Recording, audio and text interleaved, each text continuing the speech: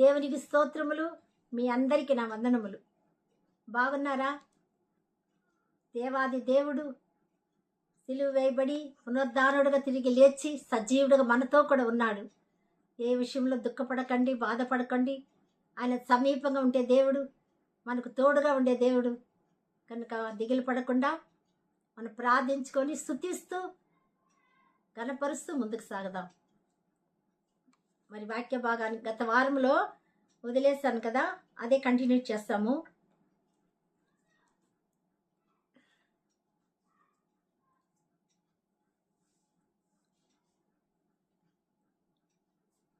Sponsor చేసిన కుటుంబాలు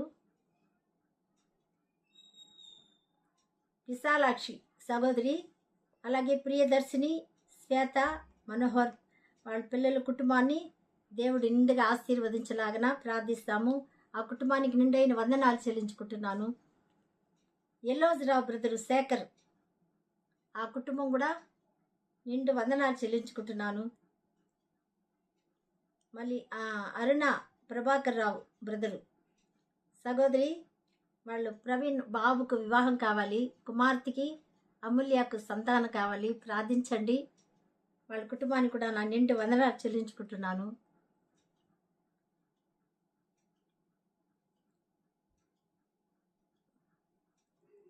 అలాగే విజయలక్ష్మి సహోదరి రఘుమూర్తి గారు బ్రదరు, వాళ్ళ కుమారుడు యానిస్ గర్భంగా ఉంది, సుఖప్రసవం కొరకు ప్రార్థిస్తాము.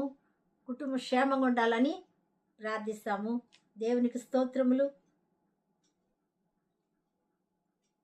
సామండేశ్వరి, ఆ బిడ్డని కూడా దేవుడు ఆశీర్వదించలాగన ప్రార్థిస్తాను. ఆ బిడ్డ కూడా దేవుని దీవెనలు నిండైన ఆశీర్వాదాలు అనుగ్రహించలాగన ప్రార్థిస్తాము. కుమారి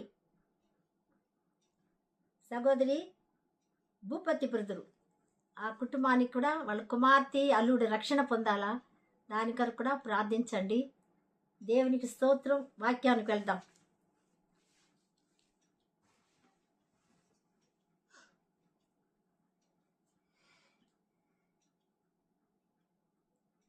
దానియేలు గ్రంథం కదా గత వారంలో విడిచిపెట్టాము.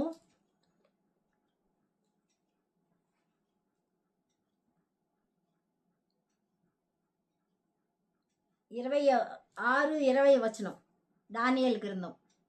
అతడు గుహ దగ్గరకు రాగానే దుఃఖ స్వరముతో దానియేలును పిలిచి, జీవం గల దేవుని సేవకుడైన దానియేలు, నిత్యము నువ్వు సేవించుచున్న దేవుడు నిన్ను రక్షింపగలిగేనా అని అతన్ని అడిగాను.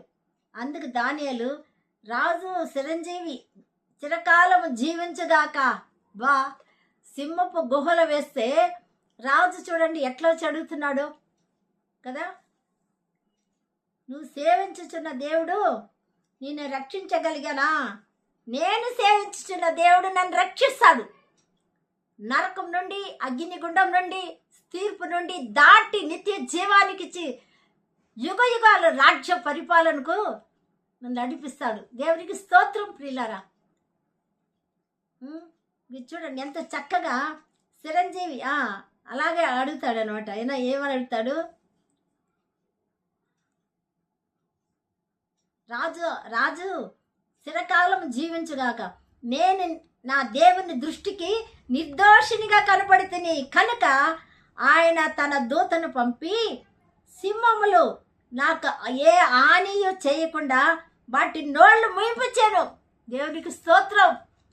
సింహాలు ఆకలితో ఉంది, నోళ్ళు మూసుకున్నాయి అంటే దానియేలు చూడగానే యేసుప్రభు కనిపించాడేమో సింహాలకి కదా.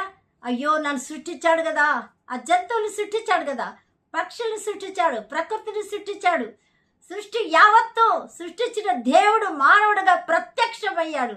ఎందుకు? నీకు నాకు మరణం లేకుండా మరణాన్ని మృంగివేయడానికి ఆ ప్రభు కల్వారి సిలువ ఎక్కి మన కోసం ప్రాణం ఇచ్చాడు. బ్రతకండి నా బిడ్డలారా, నా రక్తం ఇస్తున్నాను, బ్రతకండి. రక్తం లేకపోతే చనిపోతారు కదా, కనుక ఆ రక్తముల పాపాన్ని కడుక్కోండి, పరిశుద్ధంగా ఉండండి, బ్రతకండి అని దేవుడు మన కొరకు చనిపోయాడు. అవును ప్రియులారా, మన కొరకు మరణాన్ని మృంగివేశాడు. ఆయన ఎదుట మరణం ఓ మరణమా నీ ముల్లెక్కడ, ఓ మరణమా విజయం ఎక్కడ సవాల్ విడిచాడు ప్రియులారా. అందుకే ఇక్కడ మనం చూస్తున్నాము, రాజా నీ దృష్టికి నేను నేరం చేసిన వాడను కాను కదా అనేను. రాజు ఇంతను గూర్చి అతి సంతోషభరితుడనై దానియేలును గుహలో నుండి పైకి తీయడని ఆజ్ఞ అయ్యగా బంట్రోతులు దానియేలును బయటికి తీసిరి. అతడు తన దేవుని ముందర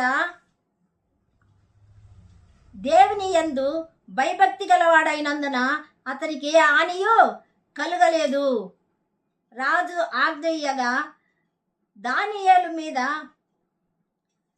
నింద మోపిన ఆ మనుషులను వారు తోడుకొని వచ్చి సింహముల గుహలో పడద్రోయిశ్రీ. రాజు చెప్పాడు, ఎవరి నింద వేసింది దానియేలు పైన అని. వారి కుమారులను వారి భార్యలను పడద్రోశ్రీ. వారు ఆ గుహ అడుగుకు రాక మునిపే సింహములు పాలైరి. సింహములు వారి ఎముకలను సైతము పగుల గొరికి పొడి చేసిరి. వేదంతో ఉన్నారా? మిమ్మల్ని బాధ పెడుతున్నారా? నింద వేస్తున్నారా? అవమానపరుస్తున్నారా? భయపడకండి ప్రియులారా, సజీవుడైన దేవుడు మన పక్షాన ఉన్నాడు. ఆయనే మన తరపున యుద్ధం ఆడతాడు. ఇక్కడ చూడండి, వెళ్ళి తీసుకురండి దానియేలు పైన నింద వేసిన వాళ్ళని. వాళ్ళు భార్యలు పిల్లలు అందరూ వచ్చారు. వేసింది వీళ్ళు పురుషులు, కానీ వాళ్ళ కుటుంబంగా వచ్చారు. సింహం గుహలు వేసేటప్పుడే కింద పడకుండా ఎముకల్ని కింద పొడి చేసేసింది. ఎంత ఆకలిగా ఉన్నాయి చూడండి ప్రియులారా కదా. కనుక అంత భయంకరంగా చేసి అప్పుడు రాజు దర్యావేషు లోకమంతటా నివసించు సకల జనులకు, రాష్ట్రాలకు, ఆయా భాషలు మాట్లాడే వారికి ఇలాగ వ్రాయించెను. ఈయన కూడా దేవుడు ఎలా అడిగాడో అలాగే లోకమంతటా, చూసారా, లోకమంతటా నివసించు సకల జనులకు, రాష్ట్రాలకు, ఆయా భాషలు మాట్లాడే వారికి ఇలాగ వ్రాయించెను. మీకు క్షేమాభివృద్ధి కలుగును గాక. ఎవరికి? ఆ రాజు మాటలు వినేవారికి మీకు క్షేమాభివృద్ధి కలుగును గాక.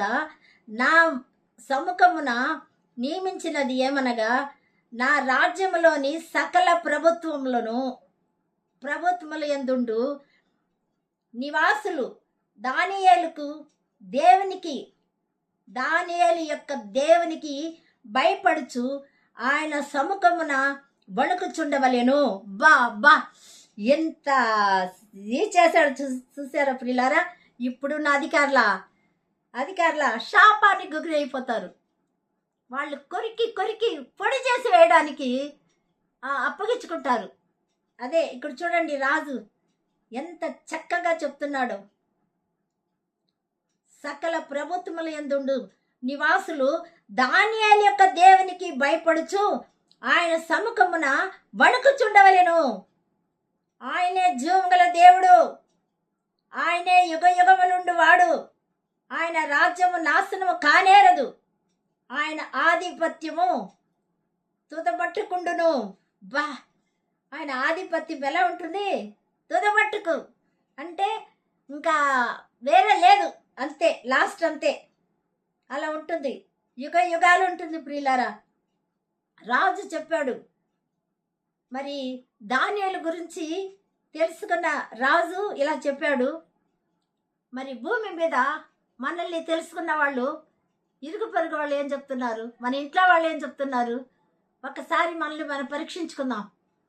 ఎందుకంటే దానియేలు గురించి ఎంత చక్కగా అందరూ, రాష్ట్రము, సకల జనులు, లోకం అంతటా ఆ దేవుడికే మనం భయపడాలి చెప్పండి అని చెప్పాడు. యుగయుగం ఆయనే జీవగల దేవుడు అన్నాడు. ఆయనే ఎవరు? జీవము గల దేవుడు, మాట్లాడే దేవుడు, నిజమైన దేవుడు, మరణాన్ని జయించి లేచిన పునరుద్ధానుడు, మృత్యుంజయుడు, పరిశుద్ధుడు, పవిత్రుడు, ప్రేమా స్వరూపి, త్యాగమూర్తి. అవును ప్రియులారా, వర్ణించలేము, వివరించలేము ఆ ప్రేమను. అంత ప్రేమ, ప్రాణం పెట్టినంతగా ప్రేమించాడు. సింహాసనాన్ని విడిచిపెట్టాడు, మహిమను విడిచిపెట్టాడు, శరీరధారిగా రిక్తునిగా చేసుకున్నాడు.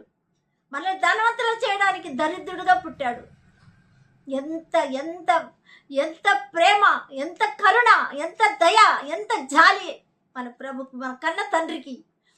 కనుక ప్రియులారా, మరి అలాగా చెప్పాడంట, యుగ యుగములు ఉండును, ఆయన రాజ్యం నాశనం కానేరదు కదా.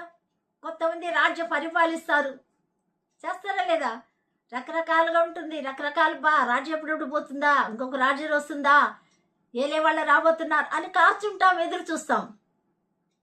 కానీ ఇక్కడ ఏం చెప్తున్నాడు, ఆయన రాజ్యానికి నాశనము కానేరదు, ఆయన ఆధిపత్యము తుదమట్టుకుండును. అవును ప్రియులారా, ఇంకా చూస్తే ఆయన విడిపించేవాడు, రక్షించేవాడునై ఉండి పరమందును భూమి మీదను సూచక్రియలను ఆశ్చర్య కార్యాలను చేయువాడు. ఆయనే సింహముల నోట నుండి ఈ దానియేలును రక్షించెను. ఈ దానియేలు దర్యావేషు ప్రభుత్వ కాలమందును పారసిక కుడగు కోరేషు ప్రభుత్వ కాలము నుండి వర్ధిల్లుతున్నాను. అవును ప్రియులారా, కనుక మనం చూస్తాము. కనుక దేవుడు రెండో మాటలు కూడా మనం ఖచ్చితంగా చూస్తూ ఉన్నాము. మొట్టమొదటి మాట, వారు ఏం చేయుచున్నారో వాళ్ళు ఎరుగరు కనుక క్షమించాడు. ఎవరు ఎరుగరు? తన పిల్లలు, తన ప్రజలు, తన సకల జనాలు, తన రాష్ట్రాలు, దేశాలు, ప్రభుత్వం, ఎవరు వారు ఏం చేస్తున్నారో వాళ్ళు ఎరుగరు. అవును ప్రియులారా, అదే ప్రభు అన్నాడు, వారికి తెలియని దాన్ని ఆరాధిస్తున్నారు, కానీ మనకు తెలిసిన దాన్ని రక్షించేవాడు, విడిపించేవాడు, జీవం గల దేవుణ్ణి ఆరాధిస్తున్నాము. దర్యావేషు రాజే, బబులోను రాజే చెప్పాడు, అన్యుడే మళ్ళీ. ఆయన ప్రభుని నమ్ముకోలేదు ప్రియులారా, అయినా ఆయన తెలుసుకున్నాడు జీవగల దేవుడని, సజీవుడని ఆయన తెలుసుకున్నాడు. కనుక ప్రియులారా, మరి 3వ వాక్యాల్లో మనం చూసినట్లయితే శిష్యులు కూడానే ఉన్నారు కదా, కూడానే ఉన్నారు. 70 మందిలో 12 మంది, తర్వాత 3 ప్రత్యేకంగా ఎన్నుకున్నాడు ప్రభు. ఎక్కడికి వెళ్ళినా వాళ్ళు 3 తీసుకెళ్ళేవాడు, చనిపోయిన దాన్ని బ్రతికించడానికి, దేనికైనా. అయితే ఆ శిష్యులు ఏం చేశారంటే, దేవుడు పాదాలు కడగడానికి టోల్ తీసుకున్నాడు. అతి ఉన్నత సింహాసన ఆసీనుడు ఎక్కడికి దిగి వచ్చాడు, తగ్గించుకున్నాడు. శిష్యులు పాదాలు, భయంకరమైన పాదాలు, కుళ్ళు కట్టిన పాదాలు, పాపలో భయంకరమైన అసూయ కక్షలో ఉన్న మనము. అవును ప్రియులారా, అలాంటి దుష్టుల్లో పాదాలు తగ్గించుకుని తుడవడానికి వస్తే పేతురు అన్నాడు, వద్దు వద్దు వద్దు వద్దు, మా పాదాలతో తుడవద్దంటే, అయితే అలా తుడవకపోతే నాలో పాలు లేదన్నాడు. అట్లయితే ఒళ్ళంతా కూడా కడిగే అన్నాడు. ఒళ్ళంతా కాదు, స్నానం చేసావు కదా, కాలే అన్నాడు. మన నడక, మన క్రియ ఆయన పరిశుద్ధపరచడానికి, కడగడానికి వచ్చాడు. అవును ప్రియులారా, తను తాను తగ్గించుకున్న వాళ్ళు హెచ్చింపబడతారు. అందుకే ఫిలిప్పీయులకు రాసిన పత్రిక 2వ అధ్యాయంలో చాలా చక్కగా రాయబడింది. ఎంత తగ్గించుకున్నాడో 8వ వచనం నుంచి 8వ వచనం నుంచి మనం చదివితే, ఆకారం మాత్రం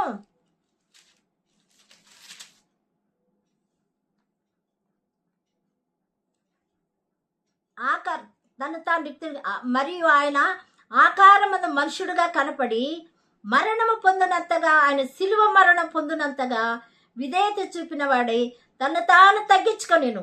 అందుచేత పరలోకమందు ఉన్న వారిలో గాని, భూమి మీద ఉన్న వారిలో గాని, భూమి క్రింద ఉన్న వారిలో గాని ప్రతి వాని మోకాళ్ళును యేసు నామమున భంగునట్లు. హల్లెలూయా. అంటే భూమి మీద ఉన్నవారు,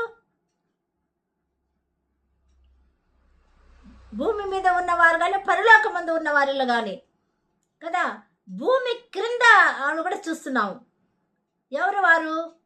ప్రతి వారు మోకాళ్ళు భూమి క్రింద పాతాళం, పాపంలో చనిపోయిన వాళ్ళు ప్రభుని అంగీకరించకుండా మా కులం, మా మతం, మా జాతి, అవును మొత్తం కులం రక్షిస్తుందా? ఏ భేదం లేదు. అందరూ పాపం చేసి దేవుడు అనుగ్రహించి మహిమను పొందలేకపోతున్నారని పౌలు గారు ఖచ్చితంగా రోమా 3:23లో చెప్పాడు. అవును ప్రియులారా, ఏ భేదం లేదు, అందరిలో ఉంది. చిన్న అబద్ధమని చెప్తాం కదా, దేవుని మాట వినకపోవడమే పాపం. తల్లిదండ్రుల మాట వినకపోవడమే పిల్లలకు పాపం. కనుక మనం ఎప్పుడైతే వింటామో, నడుస్తామో, అనుసరిస్తామో తల్లిదండ్రులు సంతోషపడతారు, దేవుడు కూడా సంతోషపడతాడు. కనుక అలాగ అందుకే ప్రకటన 1:3లో ఉంది, చదువువాడు, వినువాడు, అనుసరించేవాడు ధన్యుడు. చూసారా? కనుక అలాంటి వారు ధన్యులను చూస్తున్నాము. భూమి క్రింద ఉన్న వారిలో ప్రతి మోకాళ్ళు యేసు నామమున వంగునట్లు ప్రతి వాని నాలుక తండ్రి అయిన దేవుని మహిమార్థమై యేసుక్రీస్తు ప్రభువు అని ఒప్పుకొనున్నట్లు దేవుడు ఆయనను అధికముగా హెచ్చించి ప్రతి నామమునకు పైనామము ఆయనకు అనుగ్రహించాడు. భూమి క్రింద ఉన్నవారు కానీ, భూమి పైన ఉన్నవారు కానీ, పరలోకంలో ఉన్నవారు కానీ ప్రతి ఒక్కరూ యేసు నామం, అన్ని నామములు కన్నా పైనామము యేసుని నామము. అవును ప్రియులారా, అన్ని యేసు నామం ఘనమైన నామం, శ్రేష్టమైన నామం. ఆయన నామం అతి ఉన్నతమైన నామం. కనుక ప్రియులారా, అందుకే ఆయన హెచ్చించాడు. మనం కూడా తగ్గించుకుంటే హెచ్చింపబడతాము. తగ్గించుకోవాలి. దేన్ని బట్టి అతిశయించాలి? దేవుని బట్టే మన ఎందుకంటే దేవుడు మనల్ని బ్రతికిస్తాడు. సదాకాలం యుగములు మనల్ని బ్రతికించి పరలోక రాజ్యం ఇస్తాడు. మన యుగాలు ఉంటాము. కనుక అలాంటి గొప్ప దేవుడు యేసు రక్తంలో మనం కడుక్కుంటే సదాకాలం జీవిస్తాం. మరి ఈ శిష్యులు ఏం చేశారు? అలా చెప్పి పేతురు అన్నాడు, వద్దు అన్నాడు. ప్రభు అన్నాడు, కోడి కొయ్యక మునుపు 3 సార్లు నన్ను మర్దలిస్తావు అంటే నేను ఎవరో తెలియదంటావు అంటే, అయ్యో ప్రభువా అని చెప్పేశాడు. నేను నీకోసం ప్రాణమనే ఇస్తాను అన్నాడు. కానీ ఆయన పట్టుకుంటే అందరు చెదిరిపోయినారు. ప్రవచనం ఉంది, గొర్రెలు కాపరి పట్టుకుంటే గొర్రెలు చెదిరిపోతాయని. అది నెరవేరాల కదా ప్రవచనం, నెరవేర్పు. యేసుక్రీస్తు ప్రభువాన్ని పట్టుకుంటే కాపరిని గొర్రెలు ఏమైపోయారు? చెదిరిపోయినారు. కానీ ఒకడు యోహాను గారు మాత్రం నిలబడ్డాడు. ప్రియులారా, సిలువ దగ్గర నిలబడ్డాడు. తను రొమ్మును ఆనుకుని ఏ ప్రశ్న వేయాలి, ఎప్పుడు కానీ ఎన్ని ఉన్నా కూడా అడగలేదు. మిగతా వాళ్ళంతా క్వశ్చన్లు వేసిన వాళ్ళే. కానీ యోహాను గారు సైలెంట్గా ప్రేమిస్తూనే ఉన్నాడు. లోపల అంత ప్రేమ, నిండు హృదయంతో ప్రేమిస్తాడు. కాబట్టి ప్రియులారా, ఆనుకున్నాడు. ఆయన ఒక్కడే సిలువ దగ్గర నిలబడ్డాడు. కష్టాలు ఆదుకున్న వాళ్ళే మంచి స్నేహితులు. సామెతలు 17:17 అదే ఉంది, మంచి స్నేహితుడు విడువక ప్రేమించును, అట్టివాడు దుర్దశలలో సహోదరుడుగా ఉండును. ఈ మంచి స్నేహితుడు మన కొరకు ప్రాణం పెట్టిన స్నేహితుడు. అవును ప్రియులారా, యేసుక్రీస్తు మన కొరకే ప్రాణం పెట్టాడు. మన పాపము, శాపం అన్నీ భరించాడు, సగించాడు. కానీ ఇప్పుడు సిలువలో వేలాడుతూ ఉమ్మి వేశారు, ముళ్ళకరడు వేశారు, చేతితో అరిచేత కొట్టారు. ఎవరో చెప్పుకో చూస్తామన్నారు. తన స్వకీయులే, ఎవరో కాదు. అలా అసగించుకొని కొట్టి చిత్ర చేస్తుంటే ఆ అమ్మని చూశాడు, తల్లిని చూసి పక్కన కుమారుడు యోహాను గారిని చూశాడు. ఎంత హింస, శ్రమ, రక్తం కారిపోతూ ఉంది దారులుగా. అమ్మా, ఇదిగో నీ కుమారుడు. యోహాను చూసి అదిగో తల్లి. కుమారుడు చూసి అదిగో నీ తల్లి అప్పగిచ్చాడు. పిల్లలు ఉన్నారు. యేసు ప్రభు జన్మించిన తర్వాత యోసేపు, మరియమ్మ, మళ్ళీ కుటుంబం మామూలుగా పిల్లలు పుట్టారు. కానీ ప్రభు మాత్రం పరిశుద్ధుడు, పవిత్ర ఆత్మతో జన్మించినవాడు.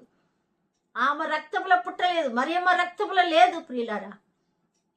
కాబట్టి నిజంగానే అక్కడ అమ్మ ధర్మశాస్త్రం 4వ మాట, తల్లిదండ్రులు సన్మానించండి దీర్ఘాయుషవంతులుగా ఉంటారు అని ఉంది కదా.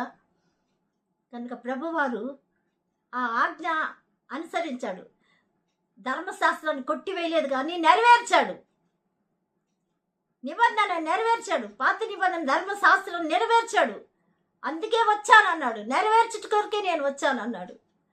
కనుక ప్రియులారా, ధర్మశాస్త్రం ద్వారా ఎవరు నీతిమంతులు కాలేరు, కానీ యేసు రక్తం ద్వారా విశ్వాసం ద్వారా నీతిమంతులుగా తీర్చబడ్డారు. కనుక ఆ రీతిగానే తల్లిని కుమారుడు మరి ధర్మశాస్త్రాన్ని అప్పగించాడు. ఈ కాలము అలా లేరు. నేనే బాధపడుతున్నాను, పరుచుకుంటా ఉంటారు. కుమారులు ఉంటే అమ్మ ఒకరోజు నాన్న ఒక దగ్గర, ఒకే అమ్మ ఉంటే ఇక్కడ ఒక నెల అక్కడ ఒక నెల మళ్ళీ పరిచేపించుకుంటున్నారు. కరెక్ట్గా అన్నం పెట్టరు. ఎంత ఘోరం. అందుకే వృద్ధాపం ఉన్నాయి. ఎక్కువగా ముసలోళ్ళంతా అక్కడ పడేసినారు. బ్రతికి ఉన్న పిల్లలు ఉంటే తల్లిదండ్రులు ఆడ ఉన్నారు.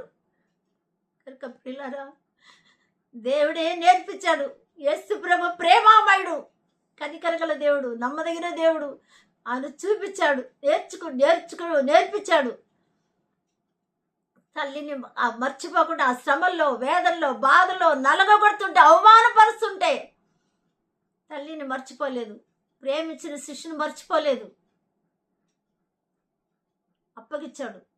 అవును ప్రియులారా, మరియా సంఘానికి సాదృశ్యం. యోహాన్ గారు పరిశుద్ధ ఆత్మకు సాదృశ్యం. ఆత్మ చెప్పే మాటలు చెవులు గలవాడు వినుగాక అని ప్రకటన గ్రంథంలో ఉంది కదా. మరి అలాగే యోహాన్ గారు ప్రకటన, దేవుని యొక్క మర్మం, రహస్యాలు దేవుడు బయలుపరిచాడు. యోహాన్ గారికే తెలియపరిచాడు. యోహాన్కు విధేయత చూపించాడు, లోబడ్డాడు, మంచిగా ఉన్నాడు, దేవుని సన్నిహితంగా ఉన్నాడు, హృదయపూర్వకంగా ప్రేమించాడు. అందుకే నూనెలో వేస్తే కూడా మరణం రాలా యోహాన్ గారికి. ఎక్కడ వేశారు? ఇప్పుడైతే ఈ కాలం ఏమంటామో అండమాన్ జీవి అంటారు కదా, అలాగ దూరంగా ఒక అడవి ప్రదేశంలో ఇంకా అక్కడ వేసేస్తే అంతే, అతను వెళ్ళిపోతాడు అనుకున్నారు. కానీ ఆ పరమాత్ముడు కన్న తండ్రి మహిమగల రూపంగా మార్చుకున్నాడు. మనకు ప్రకటన జరగబోయేటివన్నీ తెలియపరిచాడు ఆయనకి. ఆయనే కానీ వెంబడించకుండా, ఆయనే కానీ సిలువ దగ్గర నిలబడకుండా ఉండుంటే మనకి ఇవన్నీ తెలిసేది కాదు. ఏమి జరగబోతుందో తెలియదు, జరుగుతున్నవి తెలియదు. ఒక వ్యక్తి వెంబడించాడు కాబట్టి మనకు అన్నీ బయలుపరిచాడు దేవుడు. మనం కూడా ఆయన వెంబడిస్తే, ఆయన సన్నిధిలో ఆయన అనుసరిస్తే, ఆయన ప్రేమిస్తే మనకు కూడా మర్మాలు బయలుపరుస్తాడు. అవును ప్రియులారా, ఆయన ఎడల భయభక్తి కలిగిన వారికే కీర్తనలు 25:14 రాయబడింది. ఆయన ఎడల భయభక్తి కలిగిన వారికి మర్మాలు బయలుపరుస్తానని. కనుక దేవాది దేవుడు మన కొరకు ఇంతగా ప్రేమించాడు, ఇంత కరుణ చూపించాడు. తల్లిని మర్చిపోలేదు, శిష్యుల్ని మర్చిపోలేదు. 3వ మాటగా చూస్తున్నాం. మొదటి మాటలో 2వ మాటగా నెరవేర్పు వచ్చేసింది. భయంకరమైన దొంగని, పాపిని క్షమించమని పరలోక రాజ్యం ఇచ్చాడు. కనుక లోకంలో ఉన్న ప్రతి ఒక్కరిని ఆయన క్షమించాడు. ప్రార్థిస్తే ఇప్పుడే పరలోక రాజ్యం, అంగీకరిస్తే ఇప్పుడే నిత్య జీవం దొరుకుతుంది. మనకి ఏది కలిగిన భయం లేదు, మరణానికి అస్సలు భయపడము. ఏ జాతులు, ఏ రాష్ట్రాలు, ఏ ప్రభుత్వం ఏది వచ్చినా మనకి వ్యక్తిగతంగా మన రక్షణ మనది, పరలోక రాజ్యం మనది. నిత్య ఆనంద, సంతోష, సమాధానం, నెమ్మది మనలో కలుగుతుంది. అప్పుడు అందరి కొరకు మనం ప్రార్థిస్తాము, ప్రతి ఒక్కరి కొరకు ప్రార్థిస్తాం, మన కుటుంబాన్ని చక్కబెట్టుకుంటాము. కనుక ప్రియులారా, మన హృదయం నిండుకు దేవుని, ఏ రాజ్యము, ఆ ప్రభుత్వం, ఆ రాజ్యానికి అంతమో లేదు, యుగ యుగాలు ఏలే రాజ్యం. ఆ రాజ్యానికి వారసులుగా ఉండాలా. ఆ రాజ్యానికి, యుగ యుగాల రాజ్యానికి యేసుక్రీస్తే రాజు. ఆ రాజ్యానికి మనము పిల్లలుగా ఉంటాం. ప్రభునందు యేసు రక్తంలో కడగబడిన బిడ్డలే అక్కడ రాజ్యంలో ఉంటారు. ఆ రాజ్యంలో ఆకలి ఉండదు, దప్పిక ఉండదు. యుగ యుగాలు జీవిస్తాము, సదాకాలం జీవిస్తాం. ఆ రాజ్యానికి వెళ్ళుటకు భయంకరమైన నరకాన్ని శిక్షను తప్పించుకోవడానికి ఆ ప్రభు కల్వారికి ఎక్కి మరణాన్ని విరిగి వేశాడు. మరి ఎన్నటికి మరణము లేకుండా చేశాడు. మరణానికి భయపడము మనము.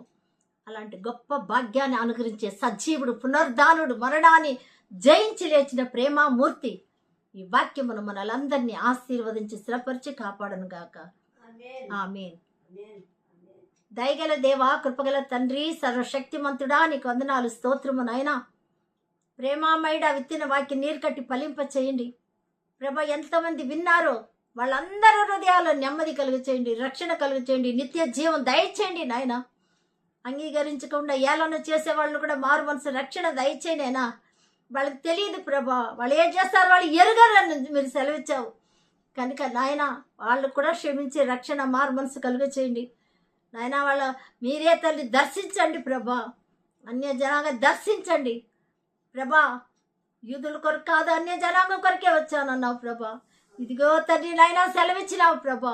నాకు వేరే దొడ్డి ఉంది, ఆ దొడ్డి కొరకే నా ప్రాణం పెడతాను, వాళ్ళిద్దరికి ఒకే కాపరిగా ఉంటానన్నావు ప్రభా. ప్రాణం పెట్టుటకు తిరిగి తీసుకోవడానికి నాకు అధికారం కలదన్నావు నాయన. నీకు వందనాలు, స్తోత్రములు తండ్రి, స్తోత్రం. కనుక నా ప్రియ ప్రభా నాయన, పాపిని పరిశుద్ధులుగా ఇద్దరి కలిసి ఒకే కాపరిగా ఉండడుకు నువ్వు దిగి వచ్చిన దేవుడుగా ఉన్నందుకు వందనాలు. రక్షకుడుగా ఉండి కల్వారి సిలువకు వచ్చావు రాజా, నీకు స్తోత్రము నాయన, స్తోత్రం ప్రభా. ఎవరెవరు ఏ బాధలు, ఇబ్బందులు, కష్టాలు ఉన్నారో ఆదుకోండి అయ్యా, ఆదరించండి, ఓదార్చండి, బలపరచండి, శాంతి సమాధానం దయచేయండి నాయన. పాన్సర్ చేసిన కుటుంబాన్ని ఆశీర్వదించండి ప్రభా. వాళ్ళ దుఃఖం సంతోషంగా మార్చబడును గాక. దేవానికి వందనాలు, స్తోత్రం. అనారోగ్యం ఉంటే స్వస్థత కలుగును గాక. థ్యాంక్ యూ లార్డ్ జీసస్, స్తోత్రము నాయన, స్తోత్రం. పరిశుద్ధుడా, దుష్ట శక్తుల నుంచి, దురాత్మ నుంచి, చేతపడిచి విడుదల చేయమని ప్రార్థిస్తున్నాను. కుటుంబంలో అశాంతిలో ఉన్న వాళ్ళ సమాధానం, నెమ్మది కలుగచేయండి ప్రభా. శాంతి సమాధానంతో నింపండి ప్రభా నాయన. వాళ్ళ ప్రార్థనకు అంగీకరించి జవాబు దయచేయండి నాయన. చదువుకున్న వాళ్ళు, ఎగ్జామ్ రాసిన వాళ్ళకి మంచి రిజల్ట్ ఇవ్వండి ప్రభా. ఉద్యోగం లేని వారికి ఉద్యోగాలు దయచేయండి తండ్రి. పరిశుద్ధ ప్రభ, వివాహం కాని వాళ్ళకి వివాహం జరిగించి, గర్భఫలం లేని వాళ్ళకి గర్భఫలం దయచేయండి నాయన. మీ కాపుదల భద్రత ఉంచండి ప్రభువా. తల్లిదండ్రులు వేదన పెడుతున్నారు పిల్లల కొరకు ప్రభా. ఎవరెవరికి సీట్ రావాలో వాళ్ళందరూ కూడా సీట్ ఇప్పించండి. గొప్ప కార్యం చేయనైనా, అద్భుతం చేయనైనా. వివాహం కాకుండా యవ్వన బిడ్డలకు నాయన మీ చిత్త ప్రకారమే జరిగించండి. మహోన్నతుడా, మహాగణుడా, మహిమగల రాజా, దూర దేశంలో ఉండే బిడ్డలు దీవించండి, ఆశీర్వదించండి ప్రభా. జన్మదిన వివాహదినం చేసుకున్న బిడ్డలను కూడా దీవించండి, ఆశీర్వదించండి నాయన. ఈ సమయం మంది ఎవరెవరైతే మోకరించి ప్రార్థనలు అడుగుతున్నారో వాళ్ళ కోరికలు, అవసరం, అక్కర్లన్నీ తీర్చండి నాయన. నీకు వందనాలు, స్తోత్రం నాయన. ప్రార్థన, అవును ప్రభా, ఉపవాస ప్రార్థన బృంద వాళ్ళని ఆశీర్వదించండి ప్రభా. ఈ మీటింగ్ కొరకు నాయన, మరి నశించే ఆత్మల కొరకు ఎంతమంది అయితే ఈ సేవ కొరకు ప్రార్థిస్తున్నారు వాళ్ళందరినీ దీవించమని, సహాయపడుతున్న ప్రతి కుటుంబాన్ని దీవించమని ప్రార్థిస్తున్నాను. ఎగ్జామ్ రాయిపోయే బిడ్డల్ని, ఇప్పటి వరకు రాసి జయమిచ్చిన బిడ్డల్ని ఆశీర్వదించండి నాయన, ఆశీర్వదించండి. పరిశుద్ధ ప్రభా, జాబ్ కొరకు ఎదురు చూస్తున్న బిడ్డలు కూడా సహాయం చేయండి నాయన తండ్రి. ఒక కుటుంబంలో ఒక రక్షణ పొంది ఒక రక్షణ లేకుండా ఉన్న బిడ్డలకు రక్షణ దయచేయండి. అంధకార చీకటి శక్తులు లయపరచండి. మరణించిన గృహాల ఆదరణ, ఓదార్పు దయచేయండి నాయన. నీకు వందనాలు అయ్యా, వందనాలు. మీరే సహాయం చేయమని అడుగుతున్నాను. దుఃఖం సంతోషంగా మార్చగల గొప్ప దేవుడు నువ్వు ఒక్కడే అయ్యా. సహాయం చేయండి నాయన, సహాయం చేయండి నాయన. నువ్వు గొప్ప కార్యం చేయగల మహిమగల రాజువి, యుగ యుగములో జీవించే దేవుడు కనుక మీ నామానికే మహిమ, ఘనత, ప్రభావాలు పొందుకోమని నాయన. నేను అడగ మర్చిన ప్రతి ఈవులు మాకు దయచేయమని యేసుక్రీస్తు ఘనమైన శక్తిగల నామంలో స్తుతిస్తూ ప్రార్థిస్తూ గణపరుస్తూ వినయంతో అడిగి వేడుకుంటున్నాం పరలోకమందున మా తండ్రి. ఆమేన్, ఆమేన్. మీ అందరికీ నా వందనాలు. దేవుడు మీకు తోడై ఉండును గాక. ఆమేన్.